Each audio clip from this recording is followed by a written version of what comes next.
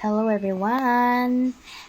Good morning sa lahat. Ayan, samahan niyo ako guys mag-unboxing. Dumating na pala yung order ko guys. Ang bilis. Ayan, ito ay isang storage box organizer or Durabox folding clothes organizer. Ayan siya. Yan. Ang laki pala niya sa personal, guys. Akala ko maliit. Ayan. Check natin yung zipper. If it's okay. Kung wala ba siyang sira. Ayan. Tinatry-try ko yan, guys. Pati yung sa top.